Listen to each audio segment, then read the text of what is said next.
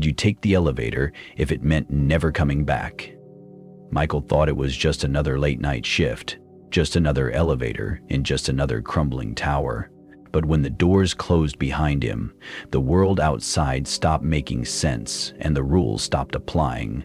Each floor held something twisted, something wrong, and somewhere between reality and madness, he was forced to make an impossible choice. This is not just a story about fear. It's about the price of curiosity and how far you'd go just to reach the 9th floor. Welcome to Andal Court Tower. Whatever you do, don't press the button. The first shadow falls. The water in Jacob's sink turned black at exactly 3:13 a.m. and stayed that way, trembling, as if something below it was breathing. Jacob Whitaker had lived alone for 5 years in that narrow farmhouse tucked between the pines of Dunloe County, a speck of a place in the Appalachian foothills where the fog settled low and the stories ran deep. He wasn't the kind of man who frightened easily. Vietnam vet, former forestry ranger, a face lined by seasons and smoke. Yet that morning, standing in his underwear, toothbrush frozen mid-air, staring at the ink-black water pulsing in the basin, a chill gripped him that felt older than fear. He shut off the faucet. The water didn't stop. It kept running. No, undulating, from the drain upward, shimmering with something that almost looked like oil. It moved like muscle. He stepped back, reaching for the Smith & Wesson he kept taped beneath the sink. But the moment his fingers brushed cold steel, the water blinked out. Dry. Nothing, not even a drip. Jacob stood still for a long time, his reflection caught in the mirror, pale, hollow-eyed, unshaven. For the first time in years, he noticed how quiet the house was. No wind through the cracks, no floorboard creaks. Just silence, and the faint sound of breathing, not his own, from inside the drain. That was when the whisper came. Just one word. Thistle. He didn't sleep again that night. By sunrise, he dug out an old envelope from the back of his dresser drawer. On it, a name written in red ink, jagged as though scratched. Simon Fletcher. He hadn't thought of Simon in over 2 decades. Not since the incident. Not since the house on 32 Sycamore Lane. By 7 o'clock a.m., Jacob had packed a duffel and left the farmhouse, and by nightfall he was dead. The news of Jacob Whitaker's suicide barely made the back page of the Dunloe Daily Tribune. Sheriff Clay Landers found the man hanging in his tool shed with a noose made of fishing line, eyes wide open, fingernails bloodied from clawing at the wooden beams above. No note, just a single word etched onto the wall with something like rusted metal or bone. Thistle. It might have ended there, another forgotten tragedy in a forgotten town, if not for Rachel Morrigan. Rachel, a sharp-eyed graduate student in Appalachian folklore from Chapel Hill, was working on her thesis, Ritual and Memory in Isolated Mountain Communities. Her advisor had sent her to Dunloe for field work, to gather oral histories before the old-timers passed. She wasn't supposed to get involved in anything, just record, observe, document.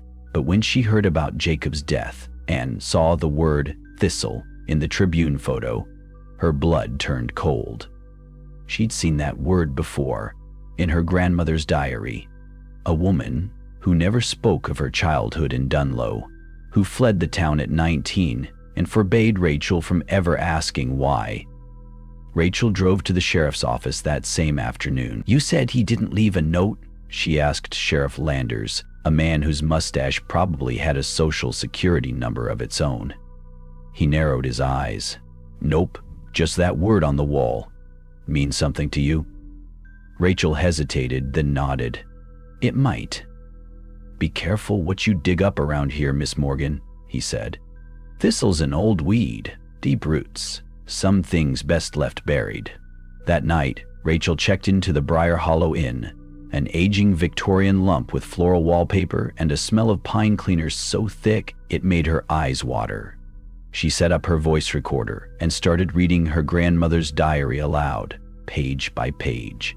That's when she found the entry. April 17th, 1962. Thistle returns. The bell rang last night at 3:13. Mama lit the salt circle, but it cracked. Uncle Tom says it's because we didn't leave the offering in the thicket. But I think it's mad because Simon touched the stone. Simon. The same name Jacob Whitaker had written down before he died. Rachel's hands shook. She checked the Tribune's archive. Simon Fletcher, last known resident of 32 Sycamore Lane, disappeared without a trace in 1998. The house had remained vacant ever since. Locals claimed it was sick land. They avoided it, even teens looking for thrills. One boy who'd broken in dared his friend to knock on the attic door. Only one came back out. Rachel didn't believe in ghosts. Not exactly. But she believed in patterns, and now the patterns were screaming. She drove to the old historical society the next morning, where a too-thin archivist named Mrs. Laney showed her a box labeled Thistle Files 19121967. Inside were brittle records, newspaper clippings, and something else. A black and white photograph. 5 children stood in front of a crumbling farmhouse. One of them, a boy with sharp eyes and a long scar down his cheek, was circled in red ink. On the back, written in looping script, Simon Fletcher, last to hear the bell, last to walk the thicket. Rachel slipped the photo into her bag, her breath catching. Something was happening here, something recursive, something that didn't forget, and it was circling back. At 3:12 a.m. that night, the bell rang. Not on a phone, not a doorbell, a handbell, somewhere just beyond the wall. One solitary chime. She sat frozen in bed. The second chime came from the bathroom mirror. The third came from inside her pillow. Then, silence. Her breath fogged in the air, the room gone cold as meat, and on the inside of her window, written backward in faint condensation, Thistle. Rachel screamed, but no one else in the inn heard it, because no one else in the inn was still alive. The bell knows where you sleep. The morning after the bell, Rachel packed up her notebook, the diary, the photo, and left the inn before sunrise. She didn't ask why the lobby was empty. She didn't stop to question why the woman at the front desk hadn't moved from her seat, face frozen mid-excesses, like something had turned her off during a sentence. She just got in her car and drove. 35 minutes later, she parked outside the ruins of 32 Sycamore Lane. The house stood like a carcass, roof half-caved, porch slanted, black windows like sockets staring into the tree line. Ivy had eaten most of the wood, and part of the chimney looked freshly collapsed, and yet, somehow it still radiated presence, like it remembered you, like it had been waiting. Rachel hesitated at the rusted gate. The yard was overgrown, brittle weeds crunching beneath her boots. She stepped over an old horseshoe nailed upside down into the frame, the wood scorched where it had once been blessed. Inside, the air was thick with rot and old leaves. Dust floated in beams of broken sunlight. Her flashlight beams swept across water-stained wallpaper and shattered picture frames. In the living room, a circle of salt still remained, cracked but intact in the middle of the floor. In the center of that circle, someone had placed a child's shoe. She didn't touch it. Instead, she found the staircase. Each creak beneath her steps sounded like a breath sucked in and held by the house. She reached the second floor and turned left, toward the attic door. It was shut, not locked but heavy. She raised her hand, barely touching the wood. A whisper leaked through the grain. "You're too late." She staggered back, heart hammering. A door downstairs slammed shut, then another. The house began to breathe, boards groaning, windows rattling, floor swelling like lungs drawing in air after a long sleep. Rachel fled down the stairs, but the front door wouldn't open. Something behind it pushed back, like a tide rising against the wood. She spun to the hallway, where a figure now stood at the end. It wasn't a man, not anymore. It was stretched, elongated, wearing a dark coat soaked through with seawater. Its face was pale and slick, eyes solid black like the deep ocean. Its mouth opened, and inside was not a mouth. It was a bell. The sound rang out through the house, and Rachel collapsed, hands over her ears. It wasn't loud. It was deep, vibrating not in her hearing but in her bones. A sound meant for creatures with gills, not lungs. A sound meant for memory, not ears. And it said only one thing: "You have seen too much." When Rachel woke, she was in her car, seatbelt fastened, keys in ignition. Her clothes were dry, though they'd been soaked in sea brine when she passed out. There was salt on the floor mat, thick, coarse, the kind used in ritual circles. She looked up. The house was gone. Not just empty, gone.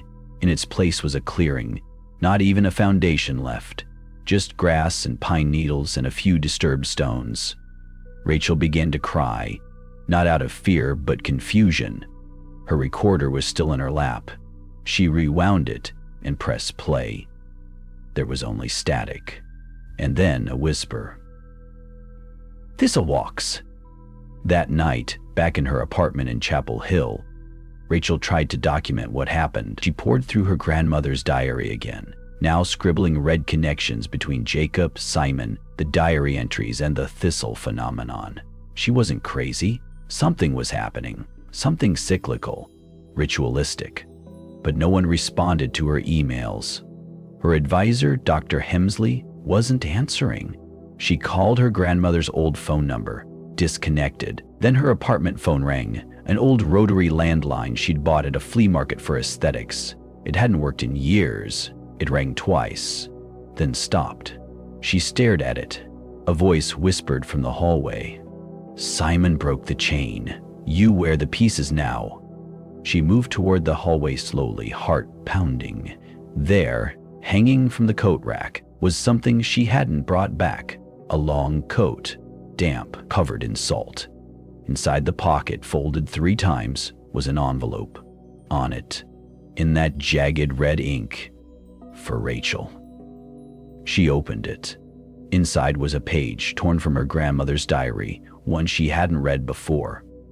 July 2nd, 1962, Simon tried to drown it. He took the bell to the deepest part of the lake and buried it in the mouth of the Leviathan. He thought water would seal it, but water is memory. It remembers the bell. It calls to it, and now it calls to you. She dropped the page as her ears began to ring, not from sound, but pressure, like being pulled under. The windows darkened. Every clock in the apartment turned to 3:13, and from the pipes in the bathroom, water began to rise. Not from the faucet, from the drain. Rachel backed away slowly. She grabbed her bag, stuffed the diary inside, and opened her laptop. She had only one option left: find out who else had heard the bell. And there, in a deep web forum she had bookmarked months ago, under a thread titled "Ritual Phenomena, Leviathan Watchers," she found a post, dated 4 days ago. User, S. Fletcher. If you're reading this, it means Thistle has cracked the circle. Stay out of water. Do not answer if the bell rings. I failed to drown it. You must not. Meet me where the bells first rang. Bring salt. Bring fire. Don't come alone. The location was coordinates, and the name at the bottom. Simon Fletcher alive? Rachel stared at the screen, lips parted, heart pounding. She wasn't alone in this. She wasn't first. But the bell, it always wanted the last. From her sink, water began to drip again. Black, slick. And it pulsed, just once, like a throat swallowing. The man who heard the Leviathan. The road to Simon Fletcher wasn't on any map. But then again, neither were most places where nightmares waited patiently. Rachel drove north into the folds of the Appalachian Hills, past shuttered gas stations and forgotten churches with crooked crosses. The air felt thinner here, like it had already been breathed too many times by people who'd seen too much. The coordinates from the forum posts led her to a township not even the locals called by name, just The Fold. One blinking street light, a fire tower half swallowed by kudzu, and a diner with a flickering sign that read "Eat" like a command. She parked beside a rusted pickup truck that hadn't moved in weeks. The gravel crunched beneath her boots as she crossed toward the edge of the woods where the trail began. There was no marker, no welcome, only a whisper of wind that sounded like it knew her name. The trail was older than the town, Rachel could feel it in the soil, packed with centuries of stories, rituals, and warnings carved into bark. As she moved deeper, the light changed. Not dimmed, just aged, like walking into an old photograph where color had long since drained. It was here, amid the birch and pine, that she found the first marker. A bell nailed to a tree, tarnished, cracked, wrapped in twine and rosemary, bleeding rust like an old wound.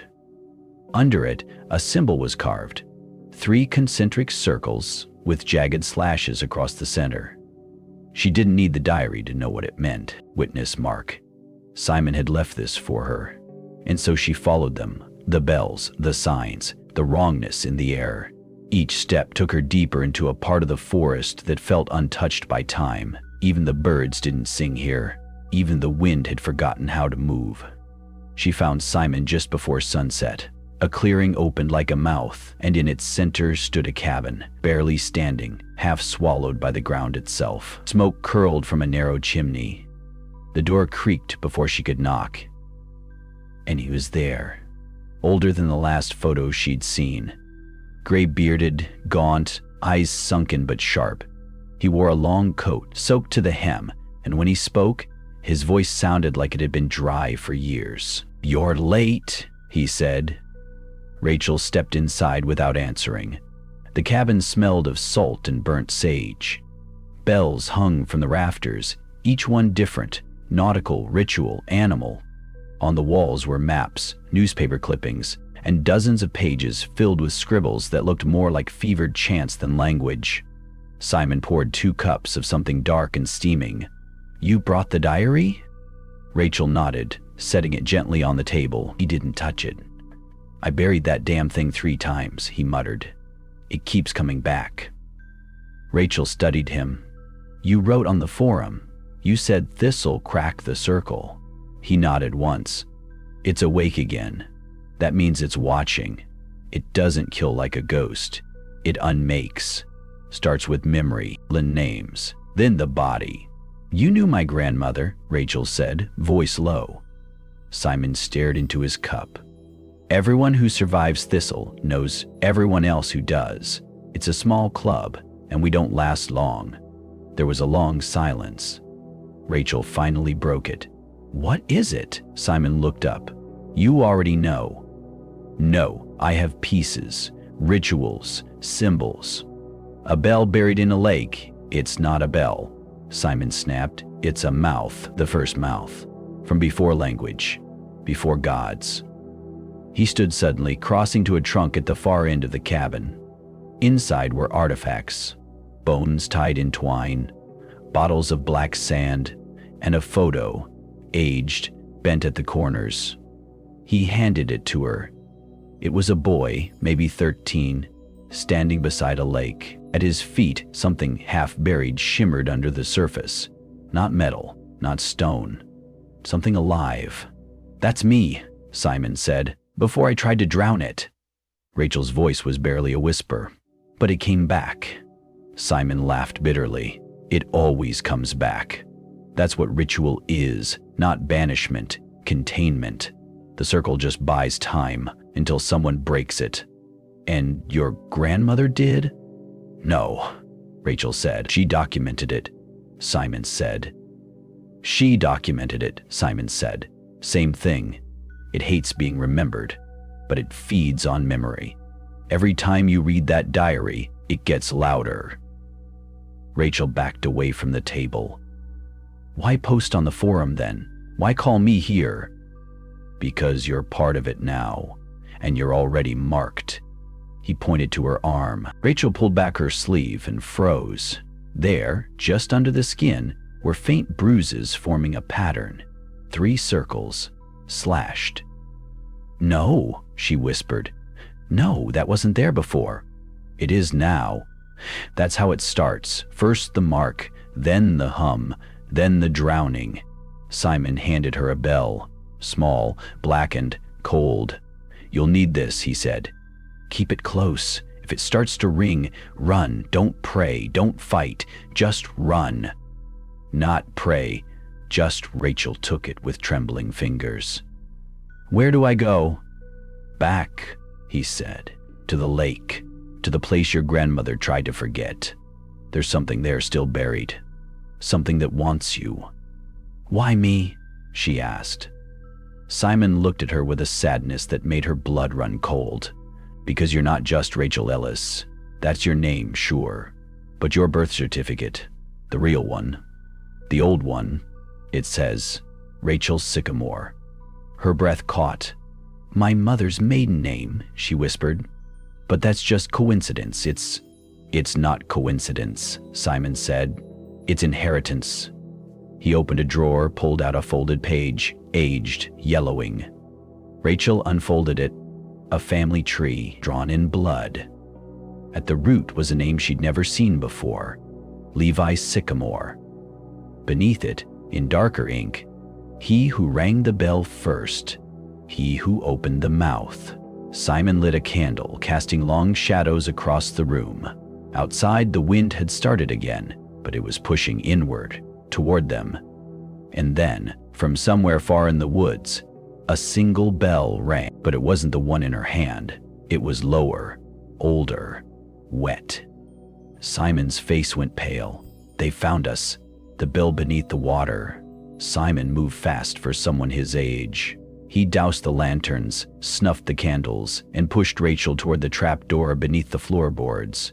It groaned as he yanked it open, revealing a narrow set of stone steps, vanishing into black. They found us too soon, he muttered. We don't have time. Rachel hesitated at the top of the stairs, heart thundering. Who are they? Simon didn't answer. He handed her a metal box the size of a shoebox, old, cold, marked with the same 3-ring sigil etched onto her skin. Whatever happens, don't open this unless the bell breaks. What bell? You'll know.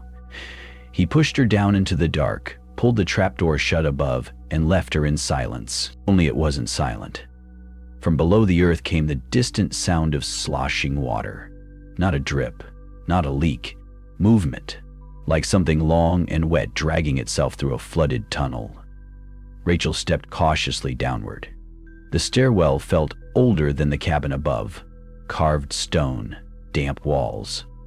On one side were faded murals, humanoid figures kneeling before a lake, lifting bells over their heads, their eyes blacked out by charcoal strokes. The air grew heavier with each step. It reeked of brine and something else, something metallic and sweet like spoiled blood. At the base of the stairs was a corridor carved into bedrock. It stretched forward into the dark. Moss crawled along the seams. The ground was wet, not from rain but from something pressing upward, like the earth itself was exhaling. Rachel kept moving. Then she heard it. Ding. Faint. Echoing. Ding. Ding. It was not the small bell in her pocket. This sound came from everywhere, like the walls themselves were ringing. She turned a corner and entered a chamber, circular, domed, maybe 15 feet wide. At its center stood a shallow well filled with black water. Dozens of ropes dangled from the ceiling, and at the end of each hung a bell. Some were rusted shut, others vibrated slightly, as if trembling in anticipation. Rachel approached the well. The water didn't ripple. It didn't move, but it felt aware. She glanced down and saw her reflection, only it wasn't hers. It had her face, but the eyes were gone, just empty sockets filled with writhing eels. She stumbled back, and that's when the bells began to ring. One by one, they woke. Ding, ding, ding, ding.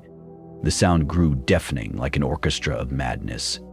Rachel clutched her head, dropped to her knees, the pressure behind her eyes mounting until it felt like something inside her wanted out. A voice whispered in her mind, not in words but memory. Her grandmother screaming by the lake, dragging Rachel into the car, blood running from her ears. Then, a sudden crack above. The trap door burst open. Simon fell through, hitting the stone hard. He was bleeding from the mouth. Something clawed across his chest. He crawled toward her, gasping. It's here! Rachel rushed to help, but he pushed her away. No, the water. Don't let it rise. It wants a name. Don't speak your name."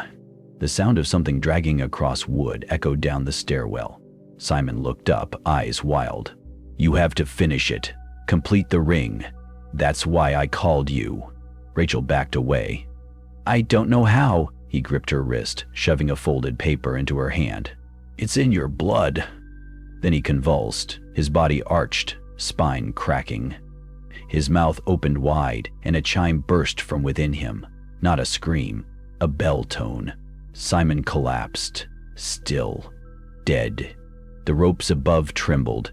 Then she heard the sound again, sloshing, but this time from behind her. Rachel turned. The black water in the well had begun to rise, but not like a normal flood. The surface lifted as a single mass, too thick, too structured. Something beneath it was climbing upward, forcing the water out like a second birth. And it had form, a silhouette, too tall, too long, not human. Rachel clutched the paper Simon gave her, unfolded it. Inside was a sigil, a complex looping design, circles within circles, words in a language she didn't recognize. Along the bottom, a phrase: "The ring must close with blood and bone." Then she looked up and saw the face. It wasn't a face at all, just skin stretched over a wide mouth, filled with teeth that clicked in rhythm. A bell was embedded in its chest, beating like a heart. It reached a hand, long, soaked, tendoned, toward her. Rachel raised the metal box Simon gave her. It was shaking, hot. She didn't know what was inside, but she didn't have a choice. As the creature lunged forward, she smashed the box against the ground. It burst open with a blinding flash, lightless but consuming, a wave of sound that reversed the bells, pulled the chimes backward. The creature screamed, not in pain, but in recognition. Then everything collapsed. The floor, the walls, the sigils. Rachel fell through the well, through black water that was not water, through a place that had no sky, no surface, only rings, and within them her own voice whispered, "You have always been part of the mouth." The girl beneath the lake. They say drowning is peaceful, that after the panic fades, your body gives in to the cold and silence like sleep. They lied. I was sinking, but not in water. There was no pressure, no resistance, only the sensation of falling without end. The air thick like syrup, clinging to my skin, crawling into my mouth. My eyes were wide open, but the world was black, not empty, watching. I could still feel the sigil burning in my palm from the paper Simon had shoved into my hand before he died. Except now the lines weren't just ink. They were moving, pulsing beneath my skin, threading veins into shapes that didn't belong to anything human. Something ancient had been awakened, and it was inside me. I don't know how long I fell, hours, days, maybe more. Time didn't behave the way it used to. My body didn't need sleep. My mind didn't wander. It remembered. The lake, not the one behind Simon's cabin, the one from my childhood, the real lake. I saw myself again, 7 years old, chasing dragonflies by the shore, while my mother screamed into a phone on the porch. I watched myself kneel beside the water and reach in, but the reflection that stared back had no eyes, no mouth, only the faint ringing of bells behind my ears. The memory cracked like glass, and suddenly I wasn't falling anymore. I was standing. The space around me looked like a hallway made of rippling ink, walls that breathed like lungs, floor tiles that pulsed with each of my steps. Everything smelled like copper and wet earth. Somewhere far off, I heard the echo of a girl crying, not wailing, weeping. I moved toward it, though I never took a step. The hallway shifted with my thoughts, doors appearing and vanishing as if trying to decide which memories to show me next. Then I saw her. At the far end of a corridor, curled up in a pool of brackish water, was a girl no older than 10. Her hair floated around her like seaweed. Her dress was torn, soaked, stained, and her back was carved with the same 3-ring sigil. I reached out. "Hey, are you?" Her head snapped toward me. It was me. A younger version, yes, but the eyes, the mouth, the scar on her brow, the chipped front tooth, all mine. Rachel, she said, but the voice didn't come from her lips. It came from everywhere. I staggered back. Rachel, the voice said again, warping into my mother's tone. You opened the bell. The girl rose to her feet, water drained off her in unnatural rivulets, twisting upward as if gravity had forgotten its job. What is this place? I asked. My voice felt too loud, like it didn't belong here. She smiled. It's not a place. It's a reminder. Of what? That you were chosen, like Simon, like the ones before him. I felt cold spike down my spine. The ones before? She walked toward me, barefoot, the water around her following like obedient dogs. The mouth beneath only speaks to blood. It hides in the lakes, in the wells, in the dark between tides. We thought we locked it away. We? She didn't answer. Instead, she raised her arm and pointed to the wall beside us. It peeled open, revealing a circular chamber, stone steps descending to a platform floating over an impossible abyss. On the platform stood 4 figures in red robes, each ringing a bell carved from bone. As they rang, the space beneath the platform pulsed, a heartbeat of water and shadow. Then, the platform cracked, and something came out. The girl, me, spoke again. They tried to sacrifice the wrong name. What name? She tilted her head. Yours. My heart stopped. That ritual was never meant for you, not in the way they thought. I felt the sigil on my palm flare again. The black lines began to spread up my forearm, curling like ivy. I clenched my fist to stop the burn.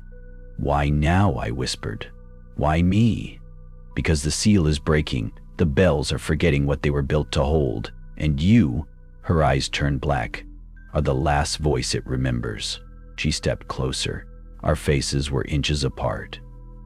They told you silence was safety, but silence is invitation. And then, as if yanked by invisible strings, she was gone. The world around me collapsed again. No light, no walls, no logic.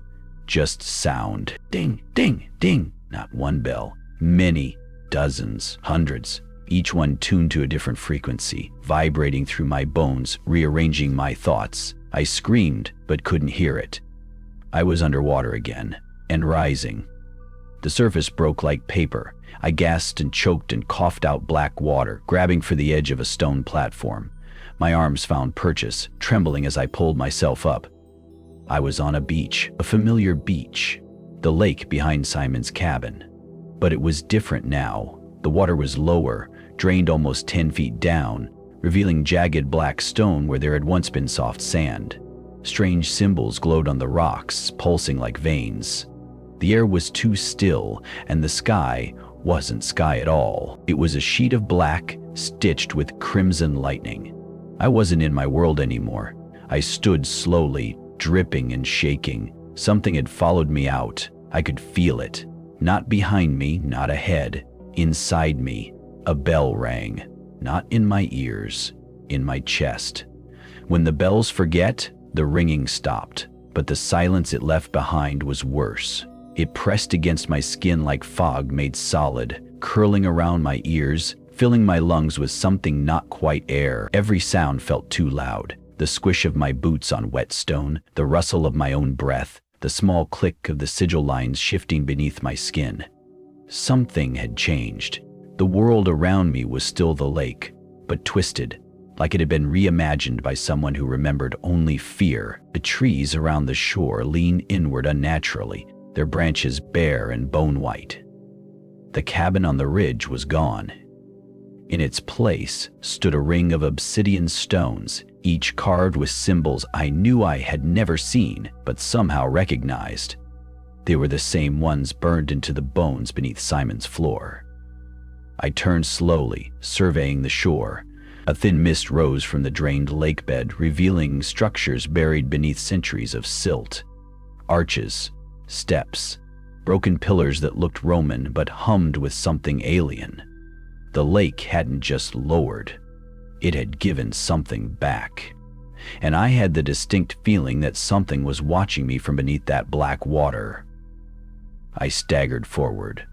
My body was soaked, bruised, but intact. The sigil on my palm had settled into a dull heat, no longer crawling, but now it felt connected to the stones, the mist, the pulsing beneath the soil.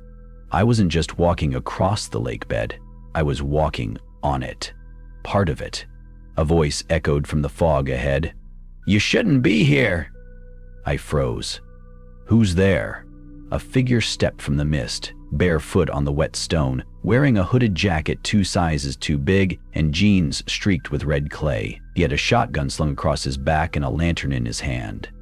His face was weathered, lined with age and smoke, but his eyes were sharp, too sharp for someone his age. "Name's Elias," he said, "and I'm guessing you're Rachel." I nodded slowly. He didn't smile.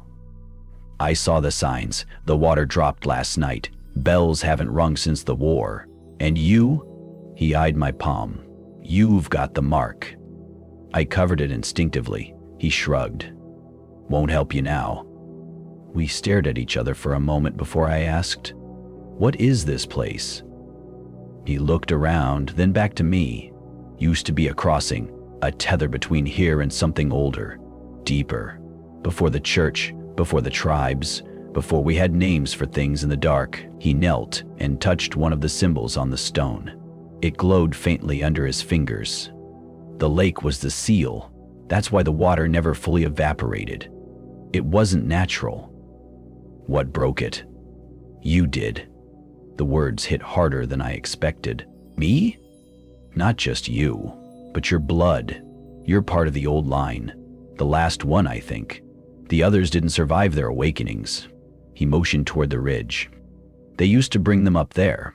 Kids like you. Carve the marks, ring the bells, and drown them." I felt sick. "Why?" "Because the mouth listens to blood," he said simply.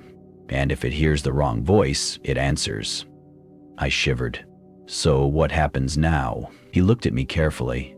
"Depends on what's still inside you." Before I could answer, the ground shook. A low rumble echoed across the lake bed, and the obsidian stones around us began to pulse. One by one, the symbols glowed red. Elias turned sharply toward the center of the lake. "We're out of time. What's happening? The bells are remembering." A long, drawn-out chime echoed from beneath the ground. Not metal. Bone. I felt it in my teeth and my bones, vibrating up through the soles of my feet. The sigil on my palm flared white-hot. I cried out, falling to my knees. "Get up!" Elias barked. "You can't let it root." "Let what root?" "The echo. If it takes hold, you won't be you anymore." I forced myself up, gritting my teeth against the pain. "What do I do?" He pointed to the largest stone in the ring. "That one's the anchor. Cut it. Bleed on it." "What?" "You're the last of the bellbound. Your blood started it. Only your blood can stop it." I ran. Each step toward the stone felt like dragging my legs through wet cement. The chimes were getting louder now, layered over each other, forming words in a language I didn't know but understood. Return. Restore. Receive. I reached the stone, drew a breath, and plunged my palm onto the jagged edge. My scream was swallowed by the wind. Blood soaked the glyphs. They drank it hungrily. The symbols writhed, seared, cracked, and then silence for a breath.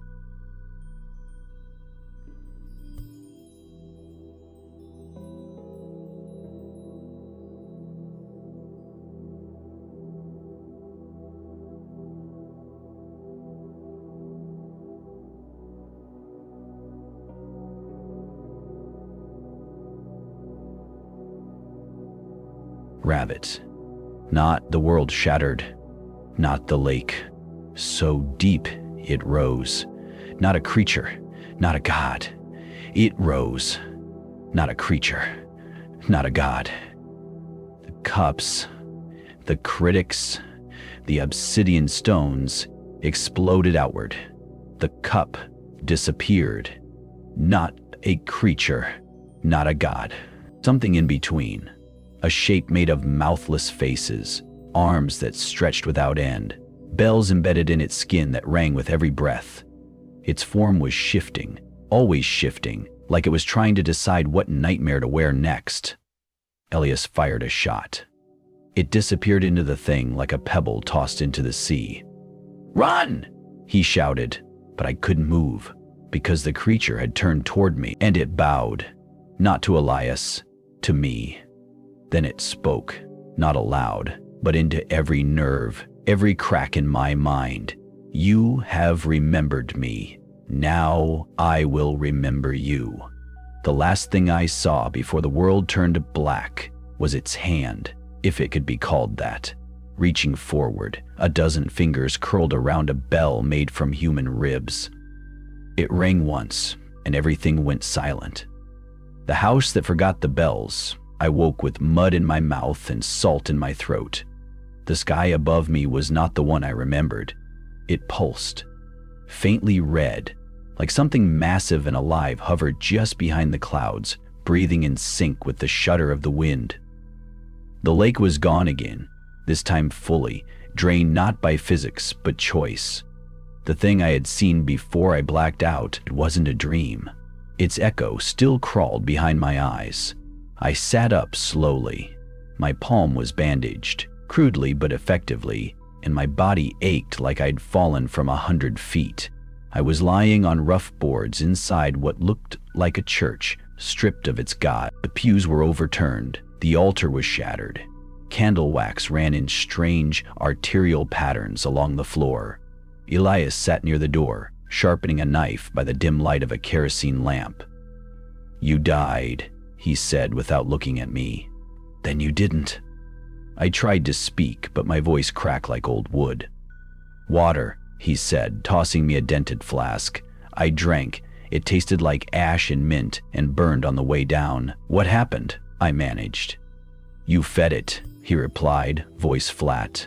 "Fed the lake, fed the stone, fed her." "Her?" Elias nodded grimly. "The thing you saw wasn't just waking. It was remembering. And you? You were the final tether. Your blood opened the bell mouth." I recoiled slightly. "Why didn't it kill me?" He stood, knife still in hand. "Because it recognized you. It bowed, didn't it?" I nodded. "That wasn't a greeting. That was a claim." A heavy silence hung between us. I looked around. "Where are we?" "Old chapel on the edge of Cradle Ridge. Used to be where they brought the bell mark to learn obedience. Now it's just ruins and rats." "What do you mean, bell marked?" Elias hesitated, then sighed and sat again, rubbing the bridge of his nose. "Back when this place still had rules, and I mean the kind before towns and maps, there were two kinds of people, the ringers and the rememberers. The ringers kept the seals in place. The rememberers, they made sure no one forgot why the bells were there in the first place." "And me?" "You're both," he said. "The bloodline of the last ringer, your mother, and the mind of a rememberer. That's why you survived the lake's call." The words made me dizzy. I stood slowly, walking toward the broken altar. A series of carvings had been revealed beneath the cracked stone, sigils not unlike the one burned into my palm, but older, deeper. They formed a pattern that hurt to look at too long. "She's not just a spirit," I said quietly. "She's something older. A memory pretending to be alive." Elias glanced over. "That's the most dangerous kind." I turned back to him. "How do I stop it?" He gave a bitter laugh. "You don't. But we have to do something." "There is something," he said, "but it's not pretty." I waited. "There's a house," he said, "hidden in the hills beyond the ridge. They call it the Rook House. It was where the rememberers kept their final failsafe.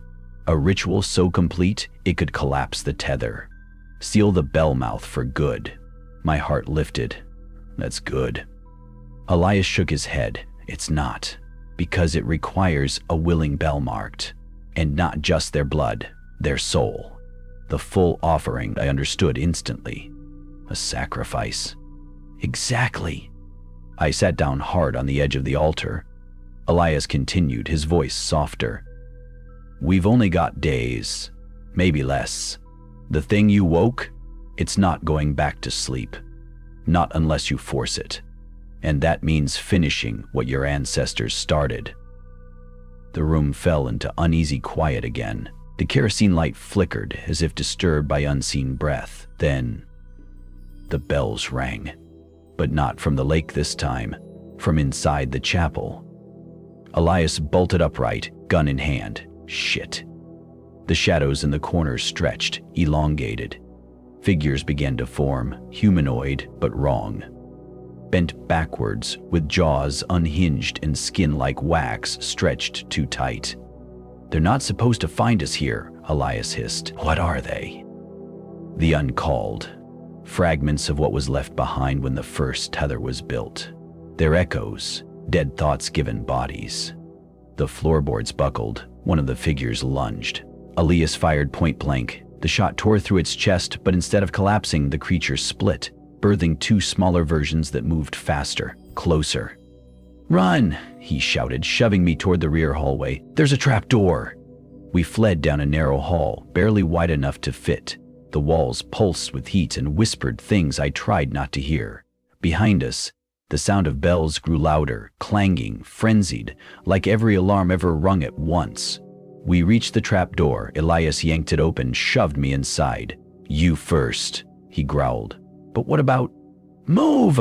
I dropped into the darkness. The air below was cold and metallic. I landed on stone and scrambled aside, just as Elias dropped in behind me, slamming the trapdoor shut. The bells cut off instantly. So did the screaming. We sat there in the dark for a long time, breathing hard. Finally, Elias lit a small match, revealing a passage. Narrow, carved into rock, lined with rusted hooks and ancient prayer scraps. We're taking the long road, he said. Back door to the Rook House. It ain't safe anymore above ground. I nodded. Then something ahead of us moved. Not quickly, just impossibly, like it had been there all along. Elias raised the light higher and gasped. Scrawled across the walls, in symbols that shimmered and bled into each other, was a sentence I somehow understood despite its language. The one who forgets the bell becomes the bell. The wall behind the sigil cracked open, revealing stairs that descended endlessly into flickering dark, and something far below began to ring. Descent to the Rook House. The stairs groaned beneath our feet like something waking up beneath them. We descended in silence, save for the occasional whisper of old air brushing past our ears, speaking in tongues neither of us wanted to understand. The deeper we went, the colder it became, not the chill of underground stone, but the cold of removal, like the world we'd come from was slowly being scraped off us with every step. I counted each turn of the stairwell like prayer beads. After the 7th curve, I stopped. Not because I lost track, but because counting no longer made sense. The angles changed. The distance between steps stretched and contracted. At one point, I swore we walked 5 minutes and ended up 2 steps lower than before. This isn't right, I whispered. It never was, Elias muttered. We're past the warded threshold now. Space down here doesn't follow rules. It follows remnants. Remnants of what? He paused, eyes scanning the shadows of those who didn't make it through. Eventually, the spiral gave way to a corridor, long, ribbed with blackened beams, and covered in symbols that pulsed faintly in the dark. They looked like a mix between music notation and anatomical sketches, drawn with some dark iridescent ink that never dried. I touched one. My skin stung immediately. Elias grabbed my wrist. Don't. Some of these are recordings, living memories. Touch the wrong one, and you'll live someone else's death on loop. We pressed forward. As we walked, the ceiling grew lower, then higher, then it vanished altogether, revealing a vast hollow dome above us, like an eye socket carved into the world. Suspended at the center of that void was a bell. It wasn't metal, it was bone. Human by the look of it, hundreds of pale fragments pieced together, held in place by sinew, symbols, and rusted wire. No clapper hung inside. It didn't need one, because it was ringing. Softly, subtly, just on the edge of hearing, a note that never ended, a sound that bent thought. I staggered. Isla steadied me. "You hear it?" he asked, grim. I nodded, pressing my hands over my ears. It didn't help. "That's the threshold bell. Only sounds for those marked by the lake. If it's singing now, it means it knows you're here. What happens if it stops?" He glanced at the passage ahead, which bent like a broken limb into the black. "It means it's watching. Right now, it's just listening." We passed under it quickly. After that came the last stretch. A corridor lined with mirrors, but not normal ones. Each pane reflected versions of us, some walking in the opposite direction, others bleeding, others missing faces. One showed me as a child, holding my mother's hand in front of a burning cottage. She looked directly at me through the glass. "You were never supposed to come back," her reflection said. "You were meant to end with me." I recoiled. The mirror cracked. Elias pulled me forward. "Ignore it. That one lies." "But they all lie," he snapped. "Even the ones that tell the truth."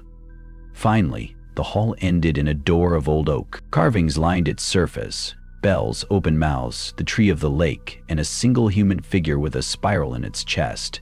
My symbol. My bloodline. Elias touched the door and muttered something under his breath. The wood pulsed once and opened inward. The Rook House. It was not a house. It was a cathedral turned inside out. Stairs hung from the ceiling. Walls bled candlelight. The pews were filled with bones dressed in black veils. At the far end stood the altar, and behind it, a statue carved from salt and ash, a woman with no eyes and dozens of mouths. In her hands, cupped delicately, was a bell, pure obsidian. "That's her," I said. "The shape in the lake." "No," Elias corrected softly. "That's what's left of her after the tether." "What do we do now?" He stepped forward and knelt at the altar. "Now, we begin the offering rite."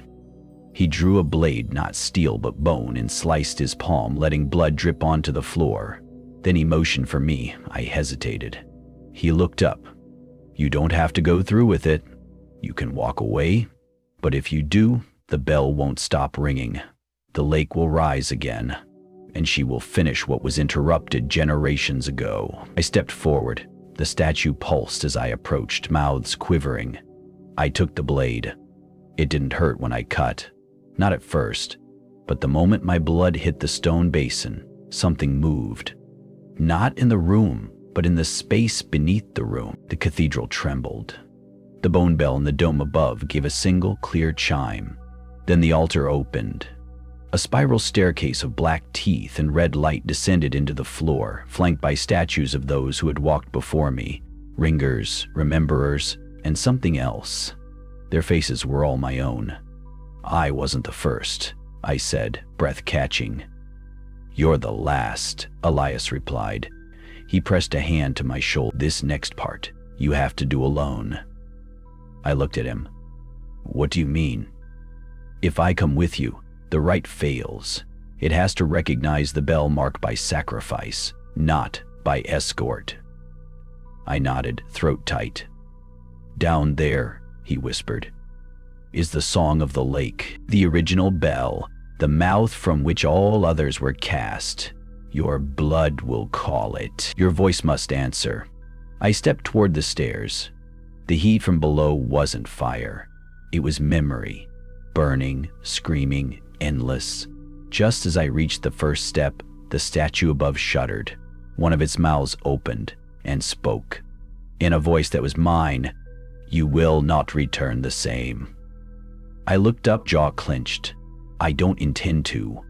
Then I descended. The staircase coiled tighter than it should have. Air grew thick, walls narrowed. I passed chambers filled with rusted bells hanging by hair, rooms where bones floated in oil, corridors where hands reached from the walls, trembling in half-prayer. Each step drew a memory from me, my childhood, my mother's voice, my first dream, my last real sleep. I left them behind, unable to retrieve them even in thought. At the base of the stairs was a door of black stone. It pulsed with each beat of my heart, and from behind it came the tolling of a bell so massive, so deep, it could only be heard inside your bones. I reached out, touched the stone, and the door opened itself. The final chamber yawned before me, an abyss with no sky, no floor, only a single platform suspended in the dark, and in the center of it, a bell 15 feet tall, carved not from metal, but from dream. It shimmered, impossible to focus on, and standing beside it, waiting, was a woman with no eyes and a spiral in her chest. She smiled and whispered my name. For the bell dreams, the first thing I noticed was the soundlessness. Not silence, something more unnatural, a void where even silence had been flayed away. The platform trembled beneath my feet like the skin of a breathing beast.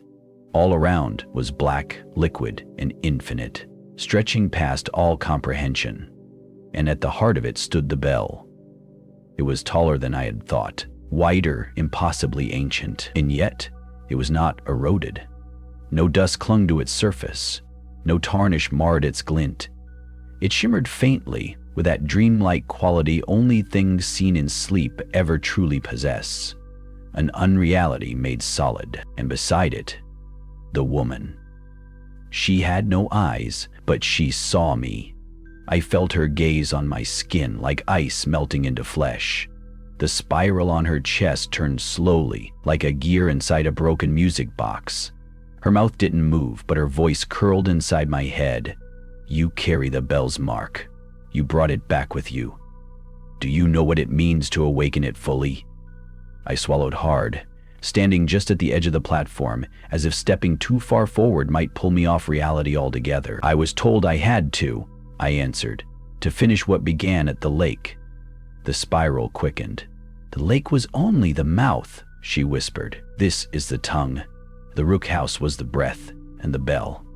The bell is the memory of the world before yours. I blinked. Before mine? There were 9 worlds before the one you call real. Each ended, each drowned in its own echo. You live in the 10th toll.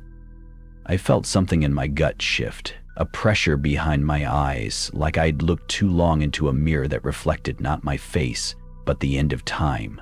She stepped forward, and with her came the smell of dust and dreams burned in fire. This bell does not ring to announce, it rings to erase. I staggered back.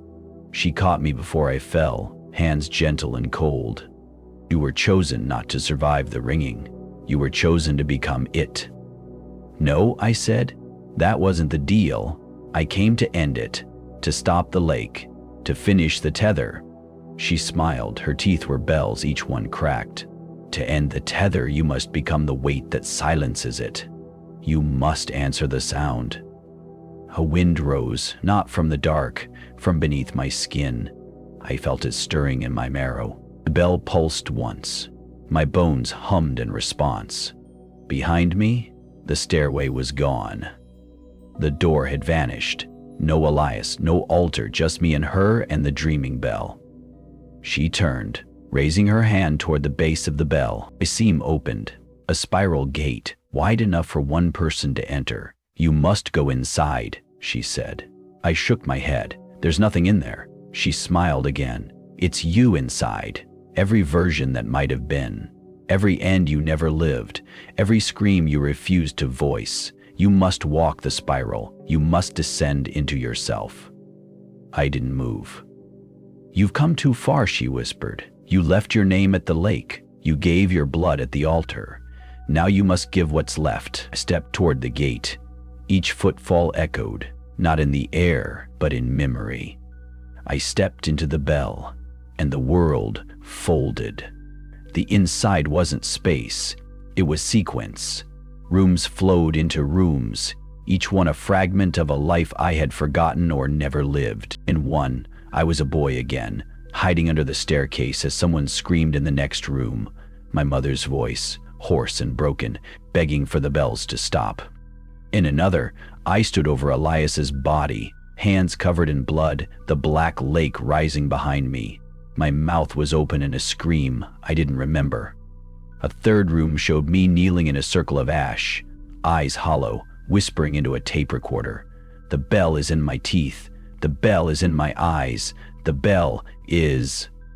I ran from room to room, each one darker, each one closer, until finally I came to the center, a chamber of mirrors floating in nothing, each pane showing a version of me. In one, I wore Elias's coat. In another, I had no face. In another still, I was the bell itself, black, cracked, moaning soundless in an empty cathedral. At the center stood a pedestal. On it, a tiny bell, simple, bronze, familiar. It was the one my mother kept above the fireplace. I reached out and touched it. It rang, once, and the sound tore through the mirrors like thunder through glass. The chamber collapsed, and I fell. I woke kneeling, on the platform.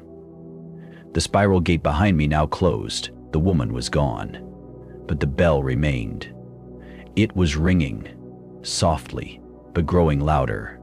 My skin burned, my blood surged.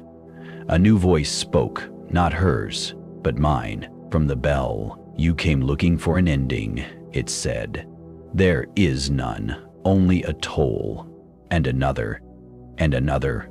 I tried to step away, but my feet were rooted. My hands lifted on their own, and I spoke the right.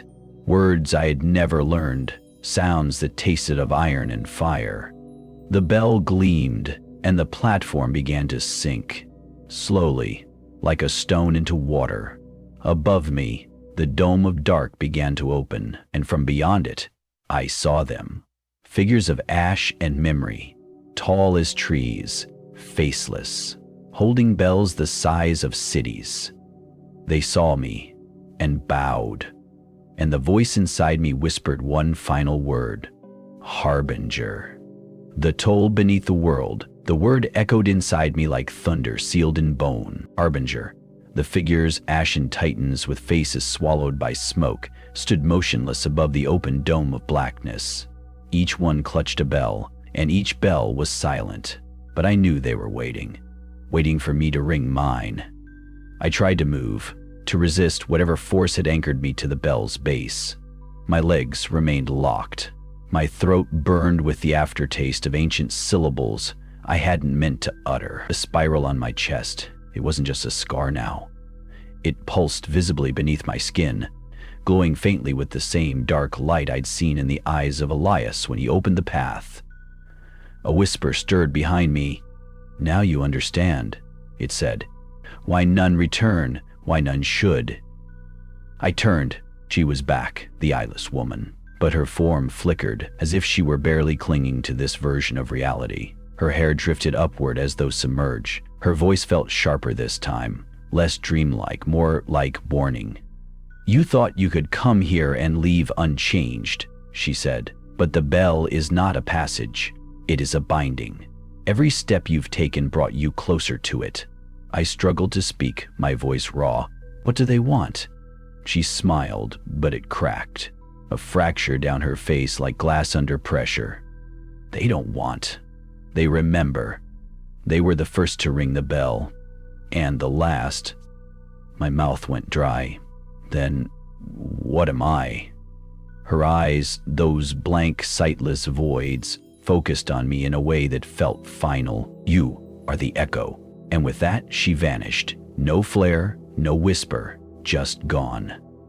The sky above began to shudder. The titans moved. They raised their bells in unison. Thousands of tons of metal lifted as if weightless. I screamed, not in fear, in defiance, in terror of becoming whatever they were. The bell before me vibrated, resonating with a deep, guttural hum. It wasn't sound, it was memory. My mind exploded with images not my own. A city built on silence where no child cried. A cathedral made of bone, echoing with the tolling of a single bell that rang once every century. A planet with no sky, only bells, hanging from chains that stretched into nowhere. Each vision seared itself into me. My body buckled, my knees slammed the platform. Something inside me cracked open, and through it I saw. I was no longer me. I was floating above an endless sea of bells. Each bell held a soul. Each soul screamed without mouth, without tongue. The harbingers watched over them, guardians of a memory that could not die. In this place, time wasn't linear. It was a spiral, endlessly folding in on itself. At the center of the spiral, my name, etched in a tongue not made for human lips. And below that, a choice. A door. Two paths. To ring the bell and become its keeper, or to resist and become its toll. I reached toward the second path, but the spiral shuddered. From the depth of the sea of bells, something woke. A bell larger than all the rest, cracked, sealed in chains. It opened, and from within came not sound, but hunger. A scream not meant for human ears, a thing with no shape, only intent. And it saw me. I tore back into myself. The platform was breaking apart, stone by stone, sinking into the void below. My bell, the bell, was glowing now, no longer passive. It wanted to toll. I heard footsteps. Elias stumbled out from the spiral gate, blood dripping from his arms, eyes wild. "You opened it?" he gasped. "God, no. No, we weren't meant to reach this far." He looked older, more hollow, like part of him had been left behind in the bell's spiral. "And they followed you back," he said, voice shaking. "We're not alone anymore." A tremor rippled through the platform. From the edges of the void, shapes emerged. Not the Titans, something smaller, more numerous, humanoid, hollow-eyed. Their skin hung like wet paper. Some crawled, some floated. All of them stared at Elias, and then at me. He backed away. "You don't understand. This was never just about you. The bell needs an anchor, and I gave it one. I brought you here so you'd take the weight." I felt it then. The betrayal. He had guided me, bled with me, even suffered beside me, but not to save anyone, to offer me up. "I'm sorry," he whispered, real tears falling now. "But it's the only way the rest of us survive." He ran, and the creatures followed. I stood alone, the bell tolling once more, low and guttural. And then the sky cracked. From above, the Titans dropped their bells. Not to ring them, to crush the platform.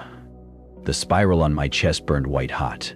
I had one choice left, one word left to say, one toll to give. I opened my mouth, and the world went black. If you wake up in the toll, don't answer. I woke inside silence, but not the kind you'd expect.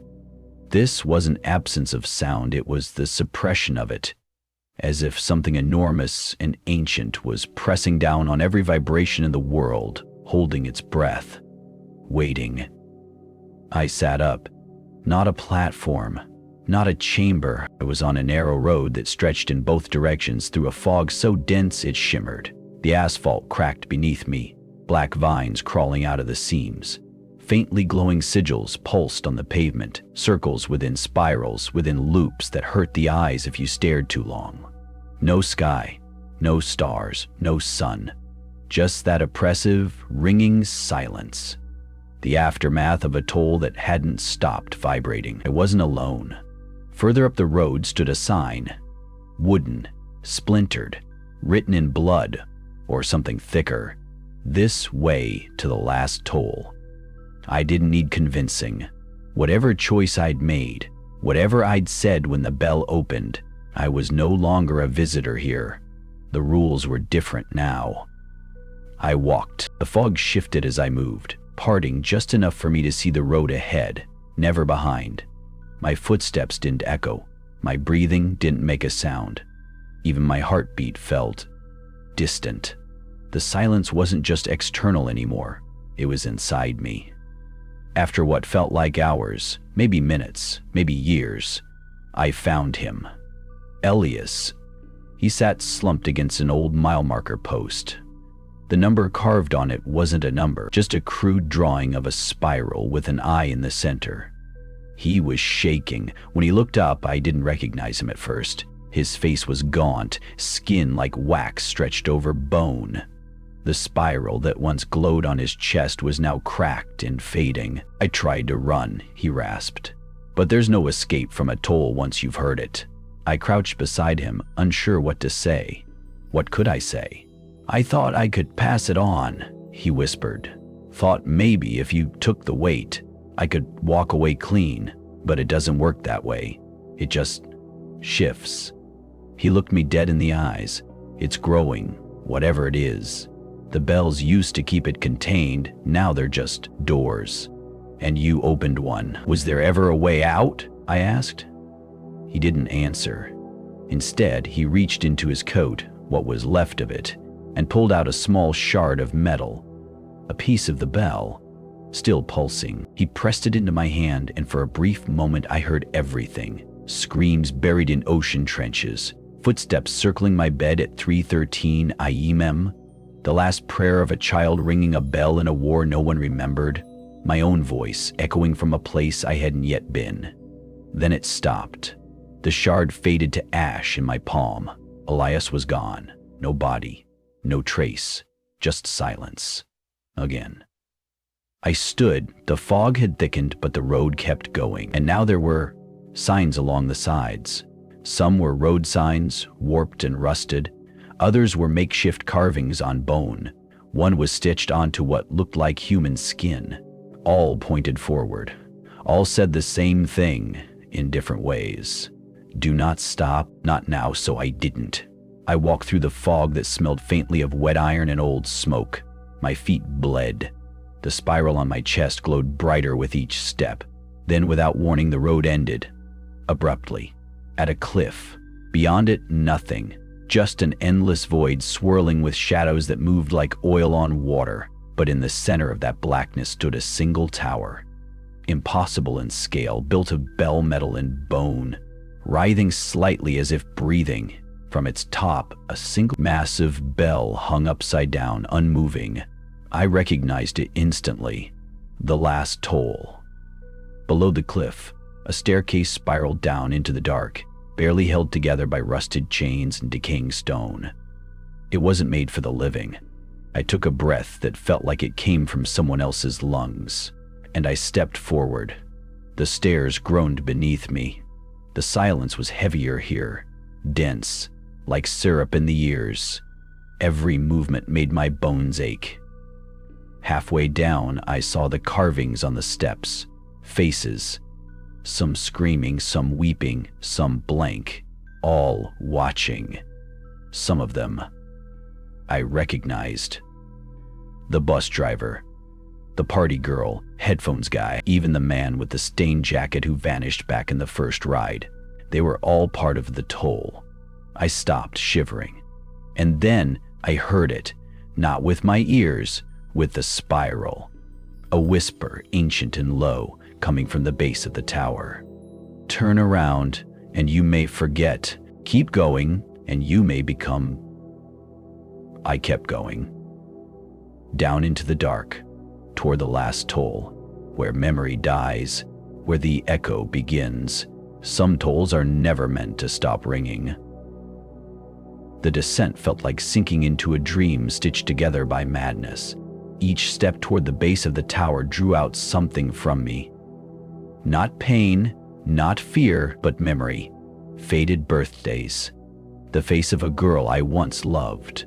The smell of my childhood room during a summer storm. Gone. Peeled off and devoured by the dark between the stairs. I didn't resist. You couldn't. That was the rule of the last toll. At the base, the stairs ended in a shallow platform carved from obsidian, etched with the same spirals I'd seen burned into my chest. They pulsed in time with my breathing, or maybe it was my breathing that had adjusted to them. In front of me stood a figure, neither man nor woman, neither dead nor alive. It shimmered with the transparency of oil on water, bones glimpsed beneath skin that constantly changed tone and texture, sometimes pale and human, sometimes scaly and chitinous, sometimes hollow. It smiled. "You've walked far," it said, its voice layered, like multiple versions of itself speaking at once. "You've listened well."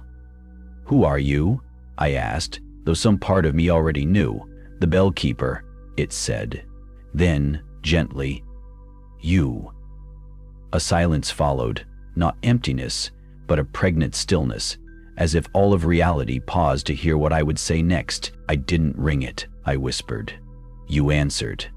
It raised a hand, and a beam of black light erupted from the ground behind it. The tower itself shivered in response. From the void above, the massive bell at its summit groaned, as if awakening from centuries of sleep.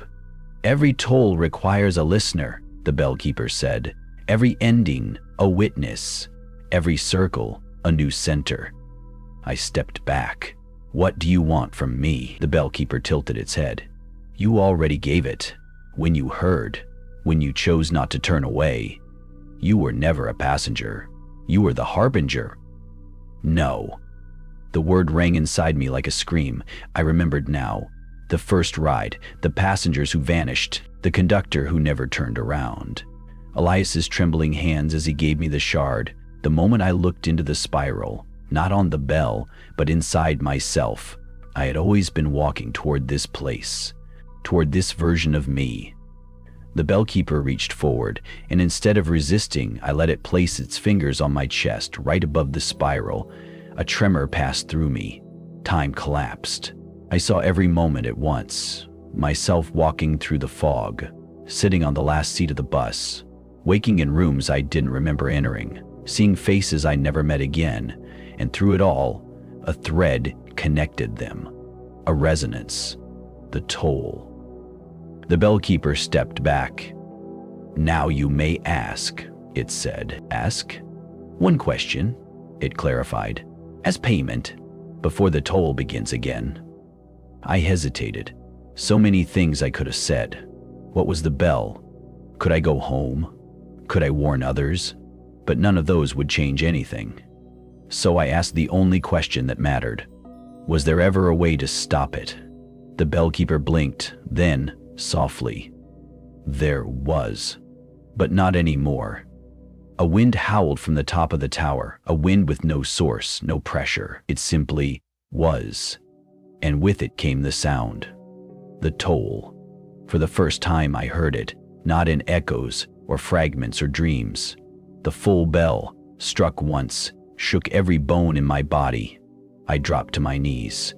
The bellkeeper stepped aside. "You must ascend." I looked up. A spiral staircase emerged from the obsidian platform, leading into the tower's center, curving infinitely toward the hanging bell above. Each step rang beneath my feet, not with sound, but with memory. As I climbed, I saw flashes of other people. A woman kneeling in a burning church, bells falling around her. A child clutching a broken watch, screaming into the void. Man carving spirals into his own skin while whispering numbers. Each one a harbinger. Each one a toll. I reached the top. The bell hung just above, suspended in chains that weren't metal but bone. Thousands of interlocking vertebrae. The spiral burned bright on its surface. A small platform extended underneath it, waiting. I stepped forward. The platform began to rise, bringing me face to face with the massive bell's mouth. Inside, darkness churned, not empty, not full, just waiting. My hands moved on their own. I touched the rim. The spiral inside me aligned with the spiral before me. And then, one last moment of clarity. Not everything was gone, not yet. A flicker of self, a final choice. I could step back, let the spiral consume itself. Let the toll pass unanswered. But I didn't. Because I remembered something Elias said. It just shifts. Maybe I couldn't end it, but I could redirect it. I closed my eyes. I spoke one word into the bell. Remember, and struck it. The sound didn't echo. It entered, not into the air, but into the next bus, the next rider, the next one who thought they were safe just catching a ride home after midnight. A new toll had begun, and I was no longer in the tower. I was behind the wheel. Thank you for traveling with us, through the echoes of a toll that never truly ends, through shadows that watched back, and through spirals that led deeper than any stairwell ever should. If you've made it this far, you didn't just hear the bell. You listened, and that makes you part of the story now. To those who believed every twist, who clung to every breathless silence between chapters, and who dared to ride the last bus long after midnight, this tale was for you. Your presence, your curiosity, your fear, they fed the tower more than you know. Special thanks to every listener, reader, and supporter who helps keep these strange stories alive. You are the reason the toll keeps ringing. And remember, if one night you hear the sound of a bell with no origin, if a bus arrives with no driver, if someone whispers, it just shifts, don't answer, or do, but know this: every ending is just the beginning of another toll. Stay curious, stay afraid, and until next time, don't look back.